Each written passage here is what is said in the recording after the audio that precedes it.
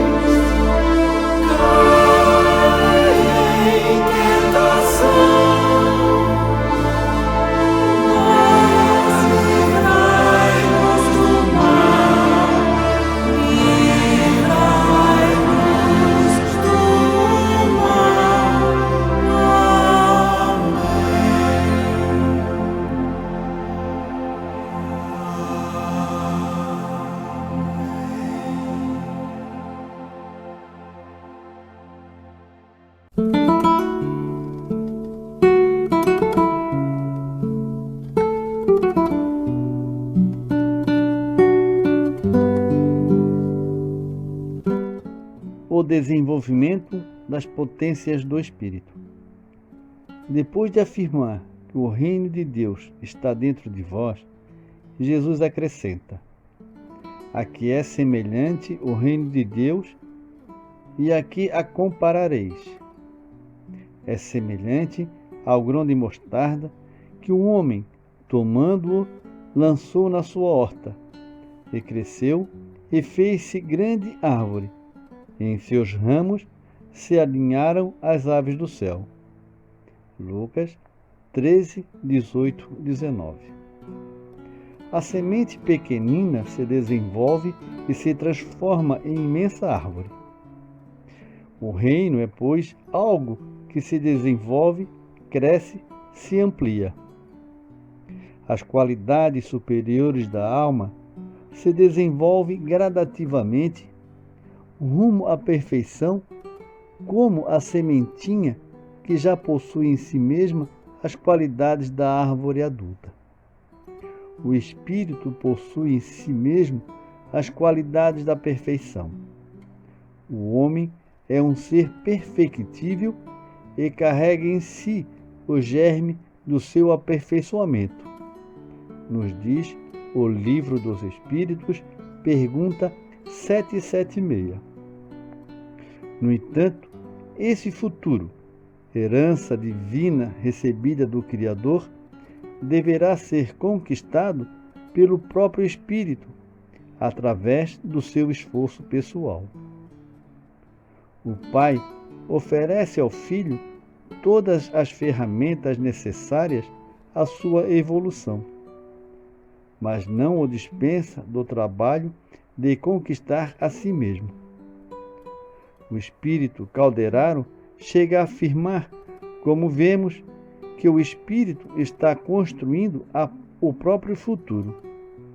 Da mesma forma, afirmava Jesus: a cada um segundo as suas obras.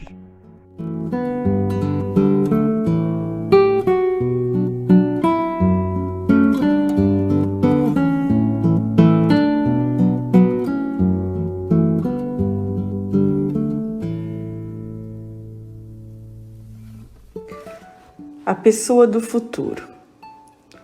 Tu mesmo preparas muitas vezes os acontecimentos que hão de sobrevir no curso da tua existência. O Livro dos Espíritos, questão 869.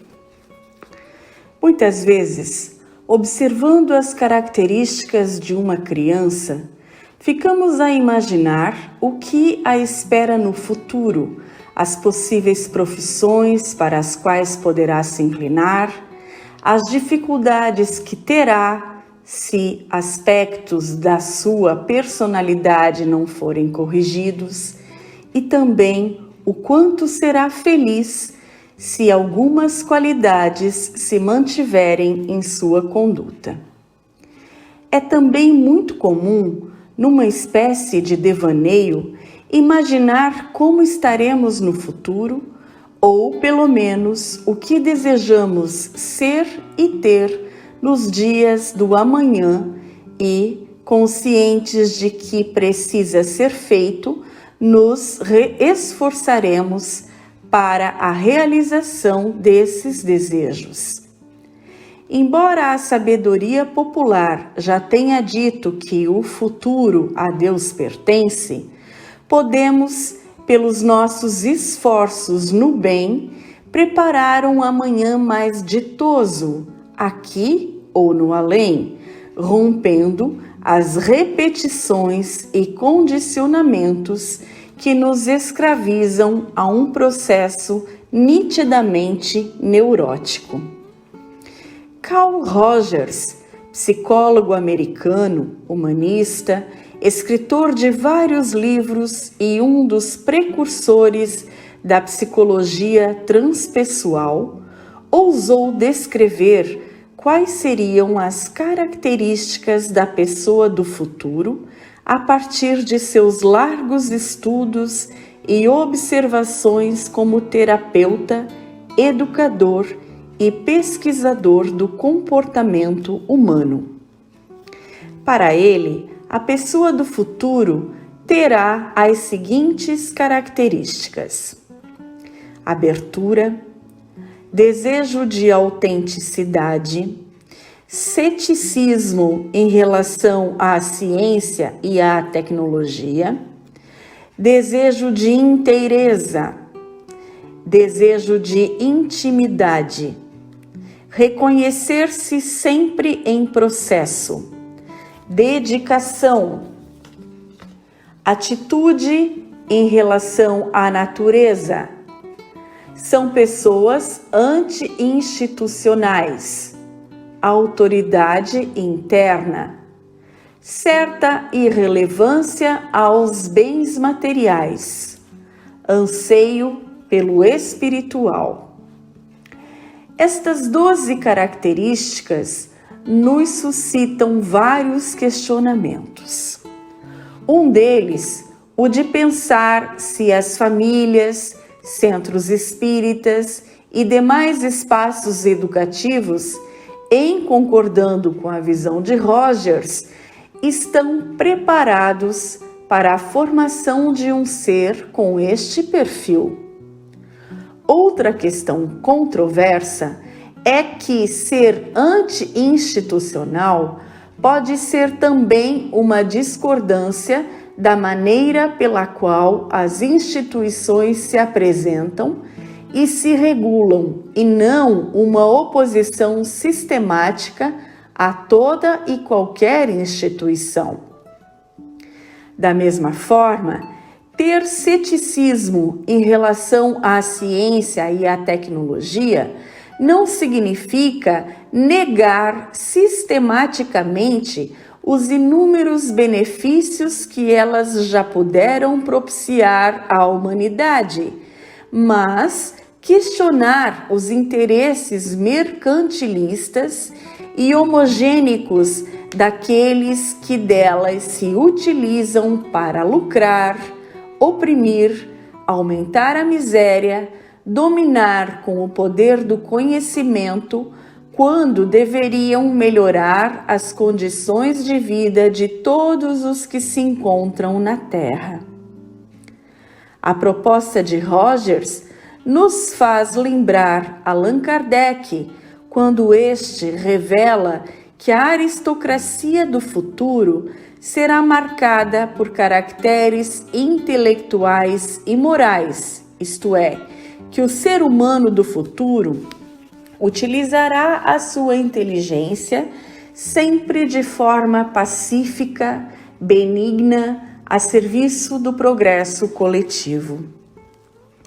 A partir daí, começamos a pensar que esta oportuna síntese de Carl Rogers tem relação com a proposta espírita, com os caracteres do homem de bem, com a missão do homem inteligente na Terra, com a missão dos espíritas em particular e com a tarefa que nos cabe a todos como seres encarnados de um modo geral. E que toda esta reflexão e ação deve ser permeada por uma necessidade constante de autoconhecimento. Não se trata de um exercício vazio de futurologia, mas de uma análise feita por um educador humanista do século XIX, sob a inspiração dos espíritos superiores, e de outra análise elaborada também por um educador, este do século XX, igualmente inspirada nas suas ricas e proveitosas experiências. Que ambas nos façam refletir sobre como podemos empregar bem o nosso tempo, desenvolvendo em nós, agora no presente, as características da pessoa do futuro.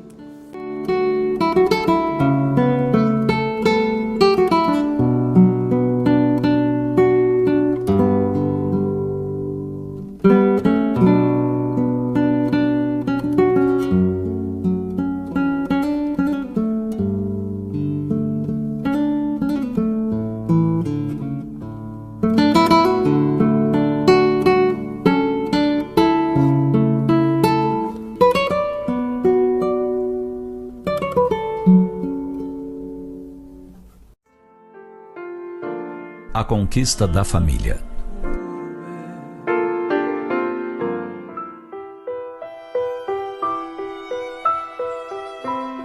Alguns de nós gostamos de planejar tudo com muita antecedência. Assim, esquematizamos o tempo para a conclusão da faculdade, depois a especialização, o mestrado, o doutorado. Enquanto tudo isso acontece, por vezes, nos esquecemos da família, daquela a qual pertencemos e daquela outra que construiremos algum dia. Quando adiamos a construção de um novo lar, pode acontecer de nos ressentirmos de uma companhia ao lado. Alguém que nos fortaleça, que vibre conosco. Lembramos de uma ex-seringueira do interior do Acre, mãe de 14 filhos. Seu sonho era que seus filhos pudessem estudar, adentrar a universidade, conseguir um diploma. Quando a oportunidade de transferir residência para uma localidade que oferecia possibilidade de frequência à escola, não pensou duas vezes. E o que valeu mesmo, após a morte do marido, foi a união de todos pelo mesmo ideal. Os filhos estudavam em um período e ajudavam no serviço rural no outro. A questão das roupas de que precisavam foi resolvida de forma peculiar. Os que estudavam à tarde esperavam os que chegavam do turno da manhã para poderem usar as suas roupas. Juntos, enfrentaram e transpuseram as dificuldades, animando uns aos outros. A mãe os desejava diplomados, e cada um deles queria abraçar determinada carreira que lhes exigia o curso universitário. Atualmente, 11 dos filhos já concluíram a faculdade e auxiliam os menores para que consigam de igual forma. A mãe vitoriosa pode ver seu sonho concretizado. Família é união de ideal e de forças. Concretizar um sonho é importante. Mais importante, no entanto, é aprender no lar a lição da cooperação, do auxílio uns aos outros. Por vezes, inclusive, algumas renúncias para que o outro possa chegar antes ao objetivo que almeja. De um modo geral, planejamos nossa família antes de ingressarmos no corpo carnal. Nossos pais, irmãos, parentes, todos os que compõem o nosso universo familiar.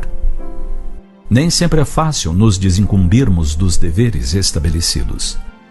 Mas para quem realiza esforços no bem diário, buscando a superação de si mesmo, nada será demasiado difícil. A família é o ninho das construções mais íntimas. É ali que temos as primeiras experiências sociais, que nos auxiliarão a bem viver em sociedade. Como vivemos no lar, viveremos na sociedade. Se aprendermos a dividir, auxiliar, cooperar, será dessa forma que, como cidadãos, atuaremos no mundo. Sonhos vividos e conquistados em conjunto se tornam mais preciosos. Quando um membro da família conquista uma vitória, ela é de todos. E todos a comemoram com sorrisos, com lágrimas de emoção, com muitos abraços.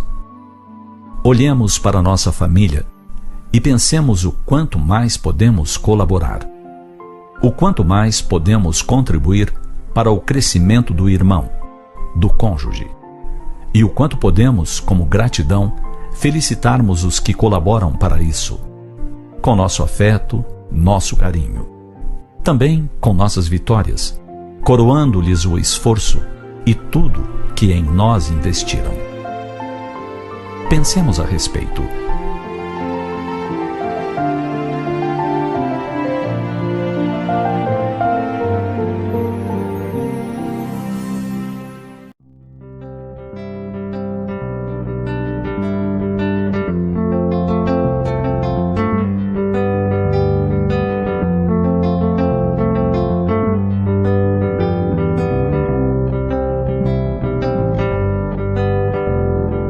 Vida, na verdade, é plena liberdade, enriquecida de amor.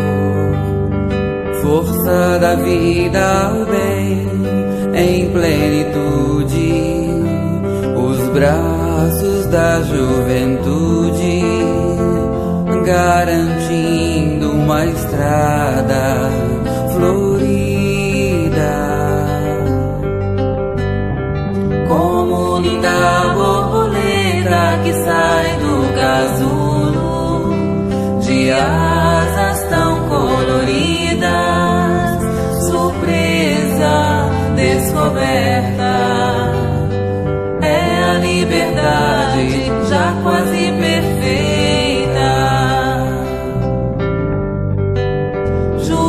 Juventude e vida, o saber namora o coração. O Pai conta com a definição de quem na verdade valoriza a vida.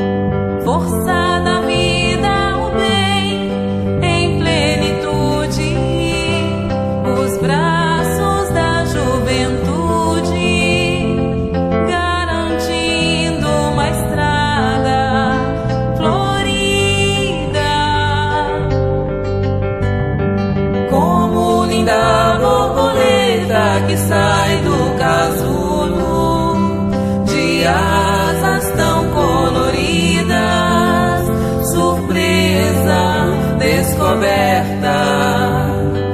É a liberdade já quase perfeita. Na 98 FM, programa Conhecendo o Espiritismo.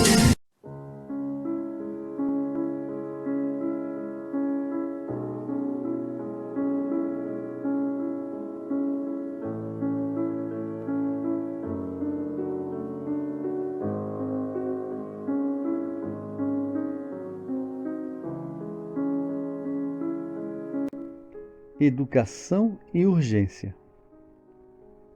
Do currículo das escolas terrestres deveria constar o aprendizado de matérias que ensinam a viver.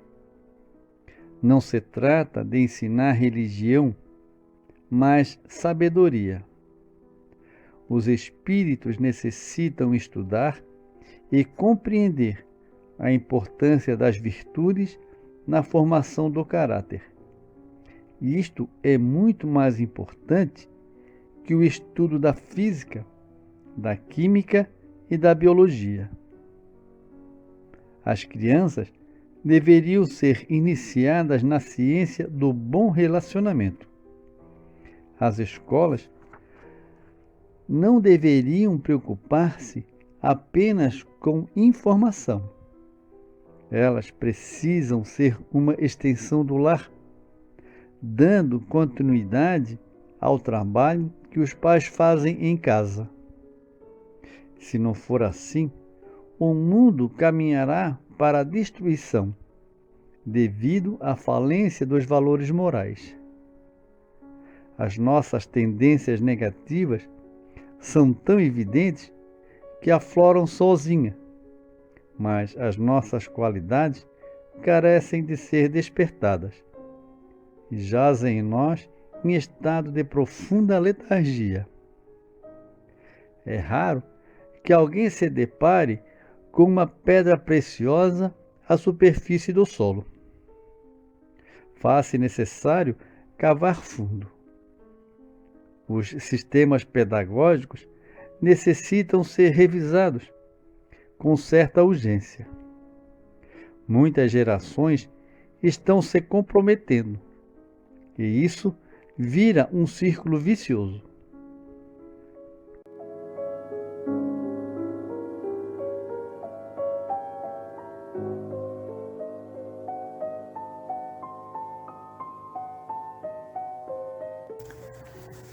Como vivem as crianças hoje?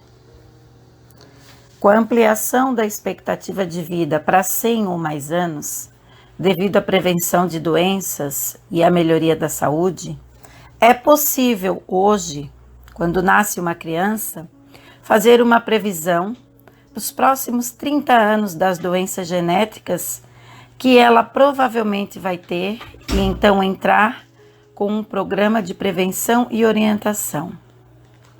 Agora, quanto ao aspecto psicológico, no contexto da convivência social, o futuro aponta uma preocupante incógnita, ao constatar o significativo número de genitores despreparados para o exercício da maternidade e paternidade responsáveis. O desenvolvimento físico e psíquico da criança não dispensa os necessários cuidados de alimentação e higiene, que devem estar sempre associados ao afeto e à atenção, os quais, em princípio, deveriam ser dispensados pelos genitores ou por um deles, a fim de se construa um relacionamento harmônico entre os pais e os filhos. A satisfação genuína das necessidades fisiológicas e afetivas da criança viabiliza, pela maternidade e paternidade responsáveis, auxilia o espírito no combate às próprias imperfeições ou às más tendências. O lar, ensina Joana de Ângeles, não pode ser configurado como a edificação material capaz de oferecer segurança e paz aos que ali se resguardam. A casa são a argamassa, os tijolos, a cobertura, os alicerces, os móveis, mas o lar são a renúncia e a dedicação, o silêncio e o zelo que permitem àqueles que se vinculam pela eleição afetiva ou através do impositivo consanguíneo decorrente da união. Os genitores atuais, conscientes ou não do papel que lhes cabe no contexto da organização familiar, são chamados a refletir, mantendo o coração e mente abertos, sobre como vivem as nossas crianças hoje. Essa reflexão se dirige apenas aos pais que integram uma família comum, situada na faixa social dos que convivem nos extremos da pobreza e da riqueza, da realidade diversa. Em geral, meus irmãos, as crianças situadas entre esses dois níveis sociais vivem num mundo cujo dia a dia delas, o tempo, virou pelo avesso. Tudo acontece muito rapidamente e as informações, as vidas, as relações familiares, até mesmo os afetos, os encontros sofrem mudanças com muita frequência. Nesse sentido, causam impacto aos resultados de pesquisas sérias, bem orientadas, que, entre outros, ressaltam: primeiro, os pais não estão tendo tempo para assumir os filhos e para se dedicarem a eles. Segundo, as crianças passam muito pouco tempo com os pais, são entregues a babás que nem sempre são qualificadas ou vão muito cedo para a escola. As creches se transformam na grande saída para a mãe que trabalha, mas não há um jeito de ficar em casa com a vovó ou com alguém de confiança que lhe possa dar uma atenção integral, amor, carinho e dedicação? Com isso, ultimamente temos ouvido a expressão criança terceirizada. O que seria isso? Seria aquela criança entregue aos cuidadores em casas ou nas creches ou escolas. Desenvolver o senso de responsabilidade quanto à educação de filhos é tarefa dos pais, seja eles biológicos ou afetivos. Os espíritos devem contribuir para o progresso uns dos outros. Os espíritos dos pais têm por missão desenvolver os de seus filhos pela educação. Isso constitui para eles uma tarefa. Se falharem, eles serão culpados. Assim, pais responsáveis devem aprender a identificar o que é realmente necessário e o que é supérfluo na vida de seus filhos, considerando se não seria válido, por exemplo, adiar a realização profissional ou a aquisição de bens enquanto os filhos são pequenos, mantendo-os mais próximos a eles até pelo menos os 5 anos de idade. Ao menos, um período considerado fundamental a modelagem de caráter, de personalidade, dos hábitos e dos comportamentos. Lembremos, como Emmanuel, que a criança é um trato de terra espiritual que desenvolverá o que aprende invariavelmente, de acordo com a sementeia recebida.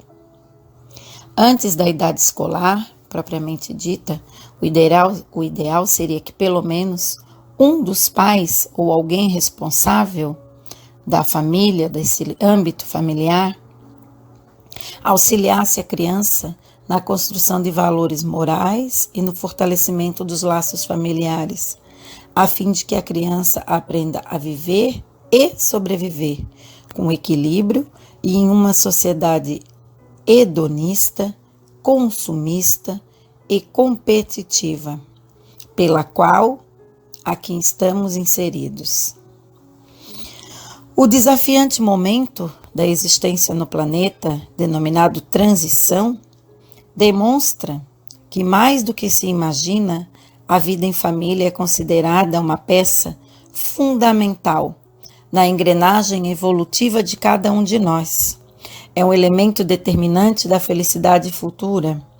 Assim, meus irmãos, a família biológica é uma célula inicial do organismo em geral em que todos se movimentam.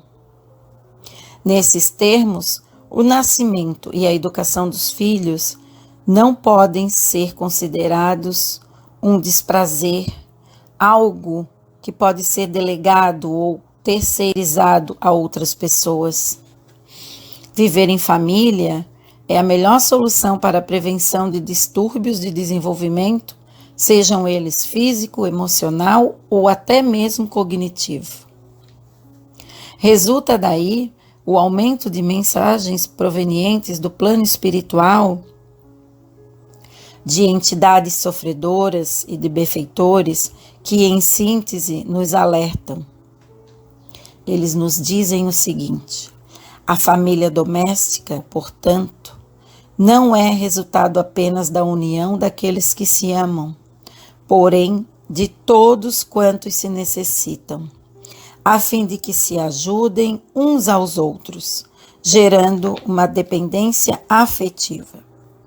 Os pais aqui da Terra, sejam eles biológicos ou afetivos, são instrumentos transitórios da vida da divina sabedoria, e deles se utiliza para o aperfeiçoamento das almas no seu processo de elevação, e que assim seja.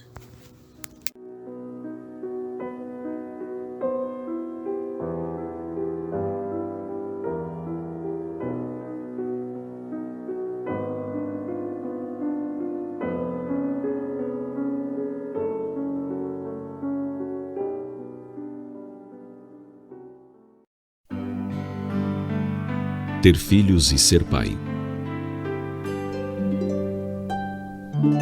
Você tem filhos? Se a resposta for positiva, então responda: você é pai. Ora, alguns pensarão que ter filhos e ser pai é a mesma coisa, mas uma reflexão mais detida nos mostrará a diferença. Para ter filhos, basta estar apto à reprodução e entregar-se à conjunção carnal para procriar.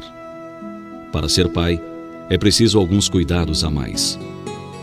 Há pouco tempo, uma revista tratou do assunto retratando algumas dificuldades, principalmente com relação a empresários e executivos que têm filhos e que não são pais. Geralmente, chegam em casa e não se dão conta de que já saíram dos seus escritórios. Esquecem-se de sintonizar os sentimentos afetivos e continuam dando ordens, como se a esposa fosse a secretária e os filhos seus subalternos. Não mudam nem o tom de voz. Uma estatística da revista Fortune atesta a dramática dimensão desse problema. Revela que filhos de empresários e executivos de alto nível apresentam graus de desajustes bem maiores que os dos outros pais, inclusive os de famílias financeiramente menos abastadas. No livro The Parent's Handbook, ou Manual dos Pais, em português, um dos livros mais vendidos nos Estados Unidos, 2 especialistas tratam do tema com grande competência. Estabelecem, entre outras coisas, 7 regras básicas para se ser um bom pai. Primeira, comporte-se naturalmente. Dê atenção na medida certa. Se você exagerar com frequência, quando por qualquer motivo reduzir sua atenção, seu filho se sentirá desprezado. Segunda, diga sempre a seu filho que você o ama, principalmente quando ele não espera esse tipo de declaração. Não economize nos gestos. Beijos, carinhos, abraços, emoção, muitas vezes valem mais que uma dezena de atitudes. Terceira, vale mais encorajar do que repreender, incentivar do que premiar, dizer com sinceridade: eu confio na sua capacidade de decisão, eu aposto no seu discernimento. Quarta, ouça seu filho, talvez a mais importante das recomendações. Aprenda a ouvir o que ele tem a dizer. Ouça tudo e até o fim. Não interrompa, não conclua, nem o obrigue a concluir no meio do relato. Mais do que a sua opinião, ele quer contar para você. Quinta, Mesmo diante de uma aparente falta grave, procure não criticá-lo duramente.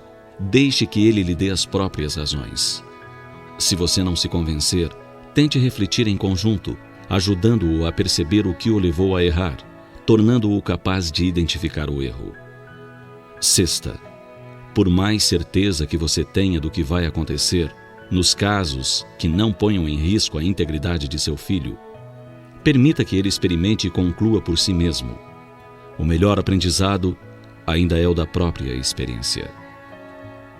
Sétima, trate seu filho com a mesma educação e cordialidade que você reserva para seus amigos. Agindo assim, por certo, ele acabará se tornando o melhor de todos os seus amigos. Não se resumem aqui todas as regras para se ser um bom pai, mas aqueles que as observarem já terão dado passos largos no caminho que a todas as outras conduz.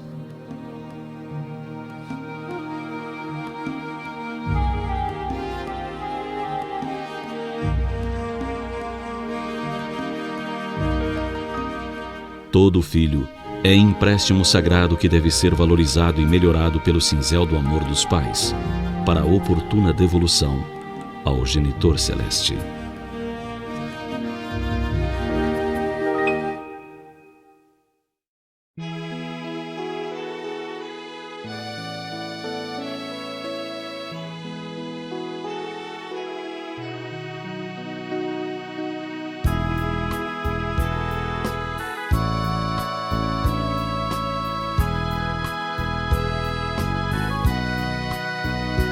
Você quer ver campos em flores, a natureza cheia de amor, plumas brancas de paz no ar.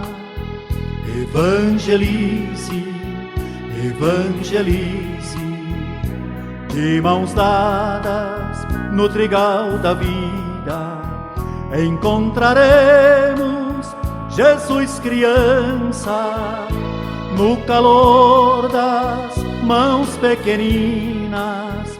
Evangelize, evangelize, toda flor que vai crescer, vai o mundo perfumar. Não há tempo a perder, hoje é tempo de plantar. Evangelize, evangelize.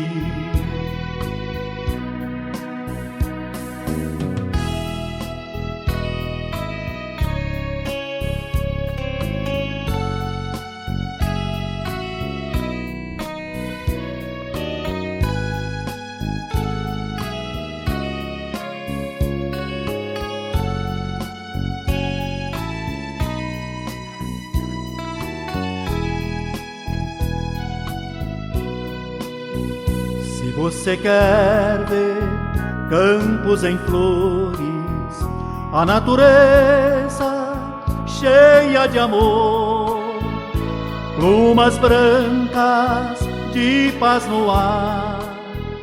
Evangelize, evangelize, de mãos dadas no trigal da vida, encontraremos Jesus criança, no calor das mãos pequeninas.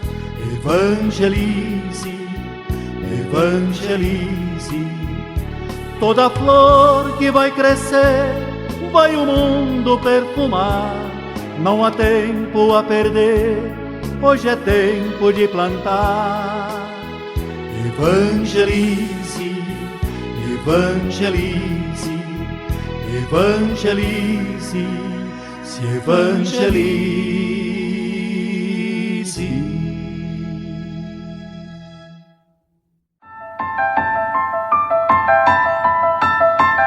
De todos os desvios da vida humana, o suicídio é talvez o maior deles pela sua característica de falso heroísmo, de negação absoluta da lei do amor e de suprema rebeldia à vontade de Deus, cuja justiça nunca se faz sentir junto dos homens sem a luz da misericórdia. Emmanuel, o Consolador, psicografia de Francisco Xavier.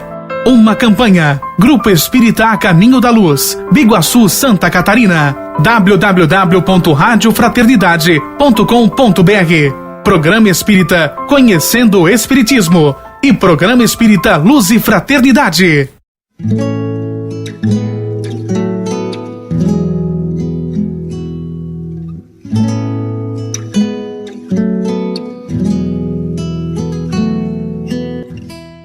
A educação do espírito. No amanhecer do terceiro milênio, onde os pronúncios de uma nova era se fazem sentir por toda parte, clareando os recantos obscuros do planeta, tanto na ciência, na filosofia e na religião, a educação assume caráter da mais alta importância como mola propulsora de todo o progresso humano.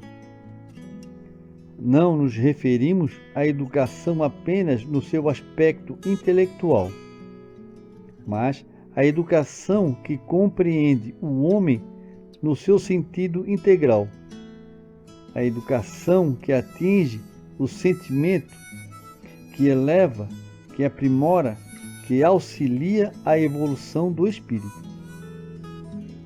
Essa educação, a verdadeira educação, a educação por excelência, é a educação que olha o homem como ser integral, como espírito eterno, criado para a perfeição.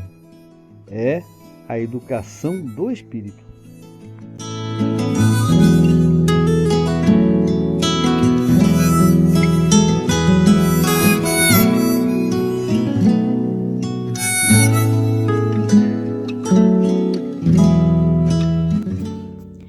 A infância, fase essencial para a vida corporal do espírito. Apresentaram-lhe então algumas crianças, a fim de que ele as tocasse, e como seus discípulos afastassem com palavras ásperas os que lhes apresentavam, Jesus, vendo isso, zangou-se e lhes disse: Deixai que venham a mim as criancinhas, e não as impeçais, porquanto o reino dos céus é para os que se assemelham a elas. A passagem de Marcos, uma das mais singelas do Evangelho, menciona o momento em que Jesus atrai carinhosamente para si as crianças que o assistiam em meio à multidão de seguidores. A mensagem singular, citada também por Mateus e Lucas, é transmitida pelo Mestre ao mostrar aos seus discípulos que a conquista do reino dos céus seria para aqueles que possuíssem a inocência e a doçura do ser infantil. Jesus destaca a infância como importante período para o espírito reencarnado, e ao dirigir-se às crianças por meio de expressão de doçura incomparável, demonstra enorme cuidado em tratá-las amorosamente. Abraça-as, abençoa-as e impõe-lhes as mãos e repreende os seus apóstolos que as queriam afastar para que não atrapalhassem a transmissão dos seus ensinamentos divinos. O Espírito Emmanuel, em estudo sobre a matéria, afirma: o período infantil, em sua primeira fase, é o mais importante para todas as bases educativas, e os pais espiritistas cristãos não podem esquecer os seus deveres de orientação aos filhos nas grandes revelações da vida. Em nenhuma hipótese, essa primeira etapa das lutas terrestres deve ser encarada como indiferença. Desde o século XVIII até a atualidade, filósofos, educadores, psicólogos e estudiosos dos aspectos do comportamento infantil compartilham do princípio de que a criança deve ter um tempo próprio para o desabrochar das suas capacidades e aptidões, deixando-se de guiar física e emocionalmente pelo aprendizado que lhe é oferecido, no meio familiar ou fora dele.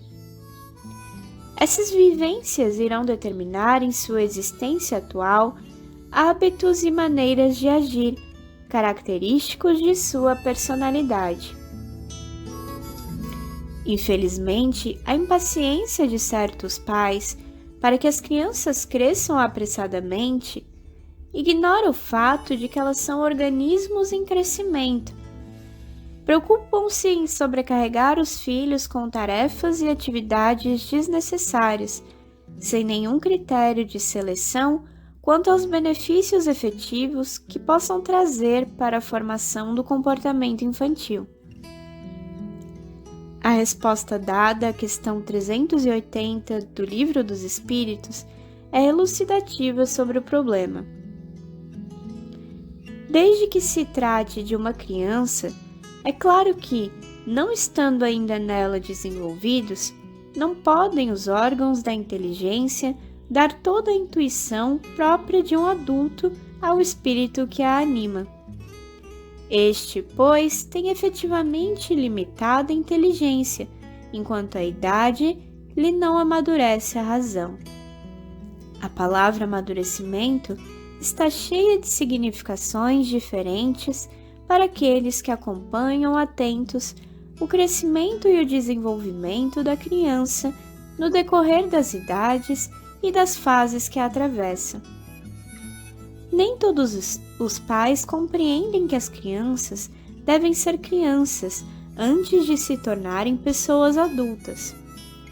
Tentam inverter essa ordem sem admitir que a infância tem seu próprio modo de pensar, ver e sentir. Em razão disso, meninos e meninas estimulados por genitores demasiadamente liberais, negligentes, omissos ou influenciados pelos modismos da sociedade, vivem experiências sociais, culturais e educacionais inadequadas à sua idade, como, por exemplo, comparecimento em festas e reuniões impróprias à infância, onde são estimulados os namoricos e as trocas de afeto precoces, cuidados excessivos com a beleza física, maquiagem, cabeleireiro, participação em concursos de beleza e etc. Usança de bens de consumo dispensáveis, roupas e acessórios caros de grife, joias, equipamentos eletrônicos de alta tecnologia, brinquedos sofisticados, celulares e etc. Convivência em grupos virtuais sem o necessário acompanhamento de pais e educadores, e uso indevido da internet, permitindo-lhes acessar páginas e sites de relacionamento e propaganda desaconselháveis para essa faixa etária. Leituras de livros, revistas, jornais de literatura violenta e nociva. Publicações adotadas com o pressuposto de que tais instrumentos auxiliam a criança a extravasar as suas tensões. Manejo de jogos eletrônicos com cenas de crimes, guerras e violências. Acesso indiscriminado à TV, DVD, sem seleção de filmes e programas mais apropriados para a infância, em detrimento das condições favoráveis da convivência no lar e em sociedade. Relacionamento entre grupos de crianças que promovem brincadeiras e práticas de jogos prejudiciais à formação ético-moral do ser. Participação em atividades artísticas, dança, canto, dramatização, nem sempre adequadas à idade infantil e que estimulam os apelos sensuais. Envolvimento desmensurado em atividades intelectuais em prejuízo da sua educação moral. Resta saber que frutos darão mais tarde essas sementes. Allan Kardec, na Revista Espírita de fevereiro de 1864, como a prever descalabros desse tipo na educação familiar, alerta os pais para o fato de que os filhos precisam ser dotados de uma natureza excepcionalmente boa para resistir a tais influências, produzidas na idade mais impressionável e onde não podem encontrar o contrapeso da vontade e nem da experiência. O nobre espírito Joana de Ângeles, referindo-se a problemas dessa natureza, adverte que esses mecanismos lhes proporcionam a aceitação que o educando não tem condições de absorver, naufragando desde cedo nos abusos de toda a ordem, com prejuízo da futura realização moral, social, profissional e doméstica, ao se tornar genitor. O Espiritismo destaca a missão e a responsabilidade dos pais, permitindo-lhes conhecer a fonte das qualidades inatas, boas ou más, dos espíritos que reencarnam, e orientando-os para a maneira mais racional e fraterna, e de forma gradual, de como devem ser educados os filhos.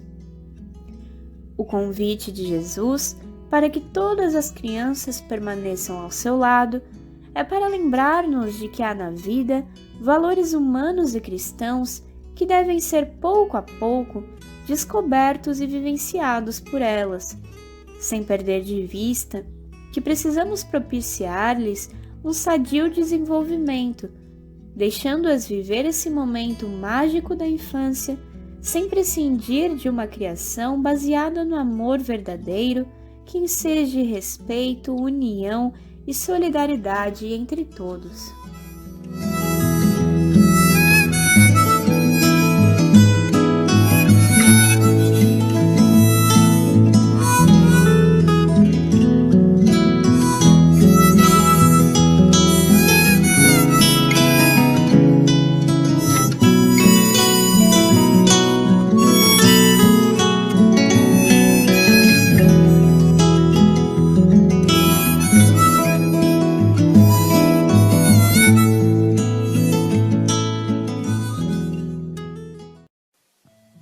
Como que o filho que foi entregue para nós vai voltar?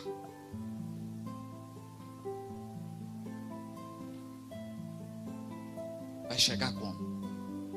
Mais purificado. É o que Emmanuel está dizendo aqui. Vai voltar com maior domínio sobre si mesmo ou com maior domínio sobre os outros? Que a nossa sociedade só nos ensina a ter poder sobre os outros, mas não ensina nenhum poder sobre nós mesmos, sobre os nossos desejos, sobre as nossas emoções, sobre os nossos pensamentos, sobre os nossos sonhos e anseios. Domínio sobre si mesmo, educação moral, evangelização do coração, passar a sentir, passar a ter sentimentos cristãos verdadeiros. Essa é a tarefa grandiosa da evangelização da infância. E essa é a tarefa infinita da maternidade e da paternidade. Reestruturação, formação de espíritos, para as realidades eternas, não para as realidades efêmeras. Com isso, quando nós enxergamos esses valores, o que acontece? Nós vamos desvalorizar os recursos da terra, mas que isso seria ingratidão. Desvalorizar o corpo físico, desvalorizar os recursos materiais, desvalorizar as oportunidades de trabalho e tudo que existe no mundo material é ingratidão. Porque todos os recursos estão aqui para favorecerem o nosso aprimoramento. E acreditem, por mais que pareçam enormes, os recursos que existem na Terra são um grãozinho de areia diante das riquezas do universo infinito.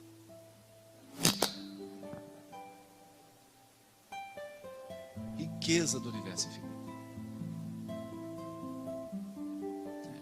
Então aqui na Terra você briga para ter um apartamento com vista para o Central Park, né?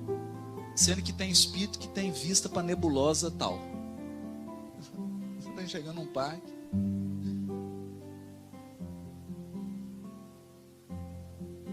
É uma riqueza imensa, mas riqueza que vai se tornando acessível somente para aqueles que educaram os próprios desejos.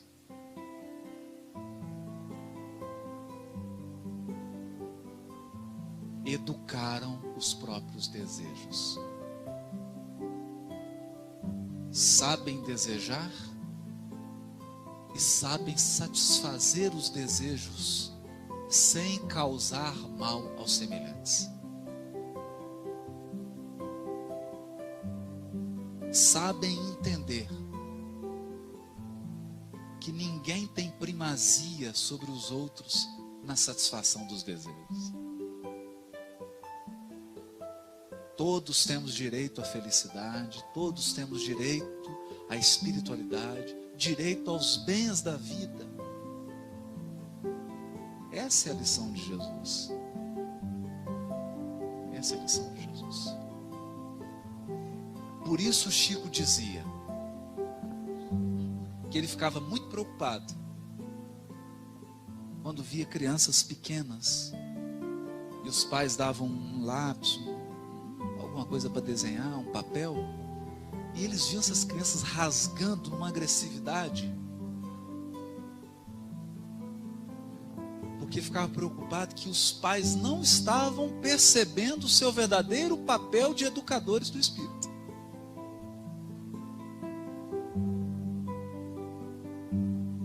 Não estavam proporcionando a bênção do Evangelho, que é um processo de educação das emoções.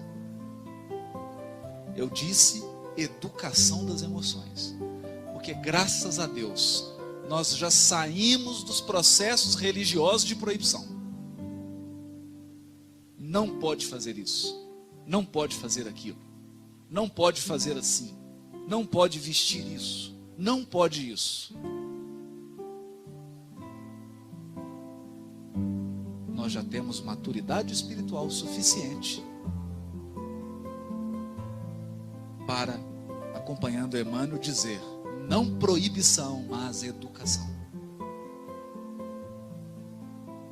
Educar. Educar. Sem o Evangelho, eu não vejo como. Eu não vejo como.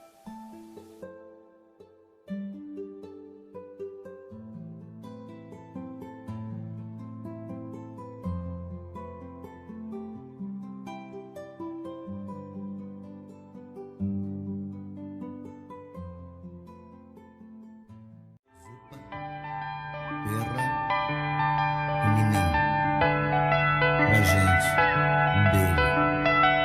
Obrigado.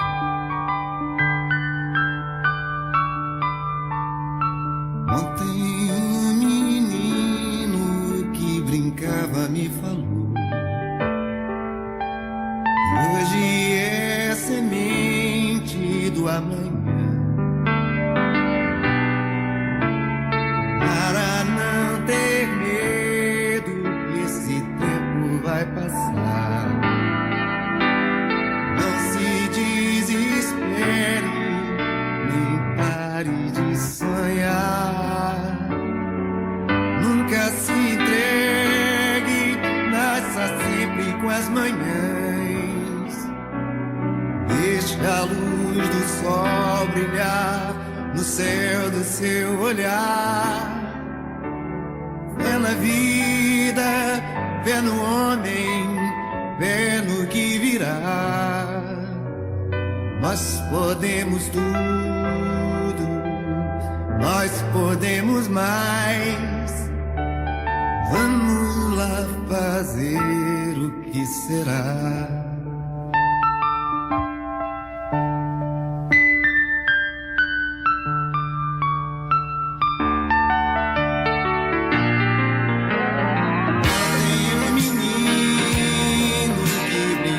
Me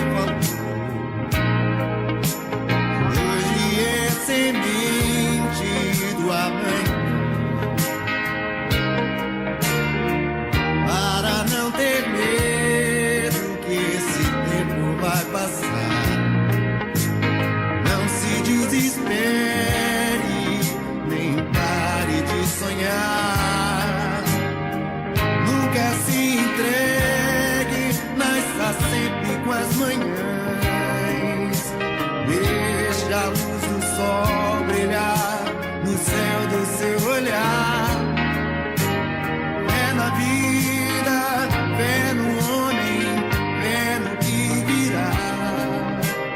Nós podemos tudo, nós podemos mais. Vamos lá, Pai.